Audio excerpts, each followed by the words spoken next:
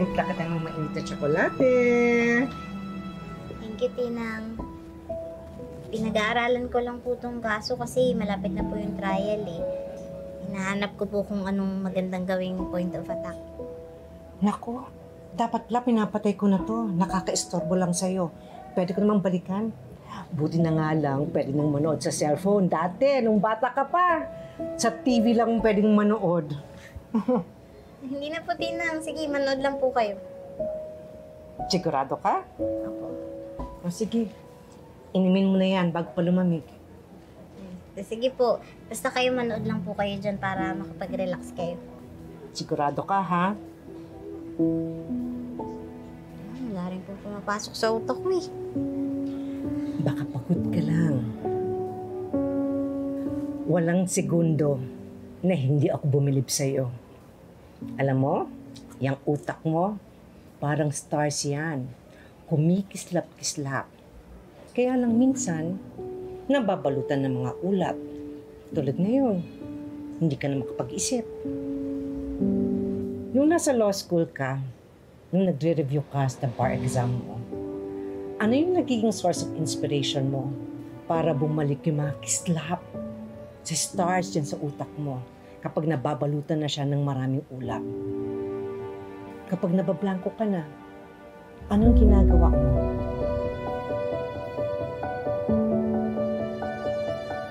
Buti na lang talaga. Meron ng replay ito, no?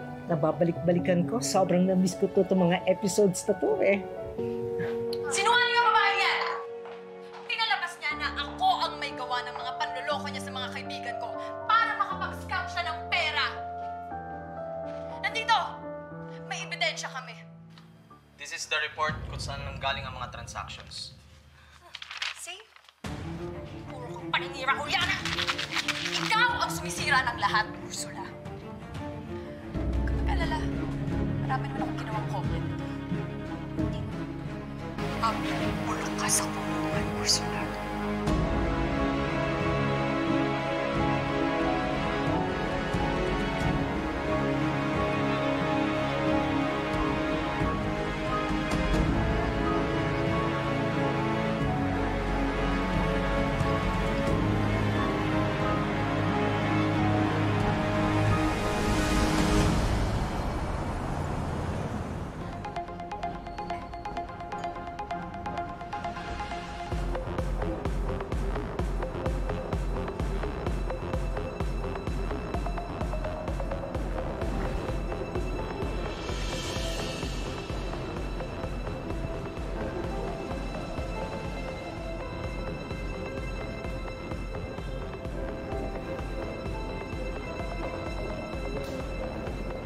Rex, ano ba?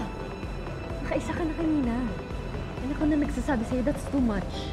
Lalo na for a first timer, kaya stop. Ano ba?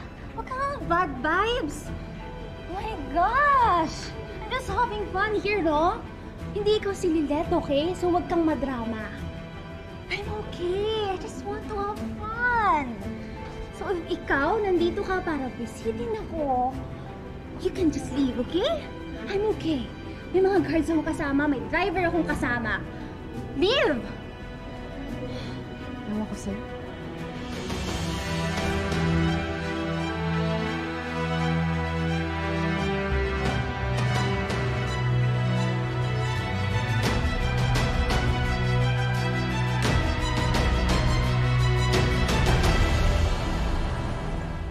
No. What? Nasaan kayo? Patricia, what's wrong? Si Trixie, nawala ng malay. What?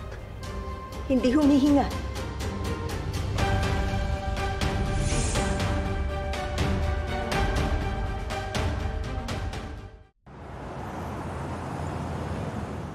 Doc, how's her daughter? Ligtas na ang anak niyo. Mabuti at nadala siya agad dito sa ospital. Na-treat na namin ang alcohol poisoning and opioid overdose. Overdose? Pasalamat tayo at dinala siya agad dito sa ospital. Kung nagtagal pa siya at hindi siya agad nakita, baka kung ano na nangyari.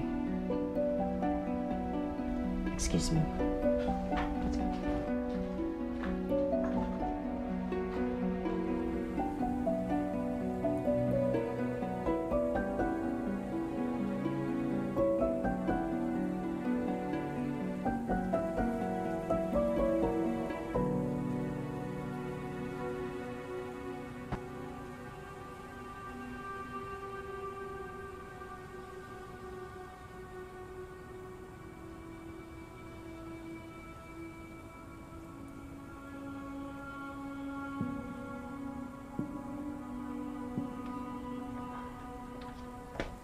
Trixie?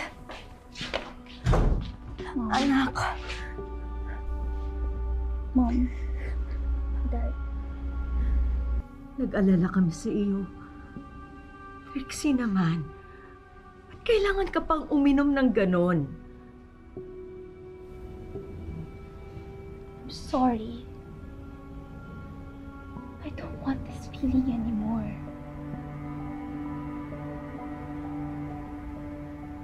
I'm sorry. Anak, we're here for you. Hindi mo kailangan gawin yun eh. Butit na agapan. Hindi namin kakayanin mo wala ka. Look, kung nahihirapan ka, magsabi ka sa amin. We'll be there for you. We're your support crew. Laban natin to. Dad, yung nangyari sa amin ni Ino is bad enough. Tapos, dumagdag pa tong judgment sa online. But Lilette, she made it even worse. Everyone is worshipping her. Si Lilette yung mabait. Si Lilette yung gumagawa ng tama. Tapos si Trixie yung sinungaling. Malandi. Gumagawa lang ng kwento. Kasi paano? Yung babaeng lawyer, dun kampe sa lalaking kriminal. My life is a nightmare already. I'm sorry. I'm sorry. I don't want this feeling anymore, Dad. I can't. I'm sorry. I'm sorry. I love you. I love you, Trixie. Please. Ayoko na, Mom. Ayoko na. Ayoko na.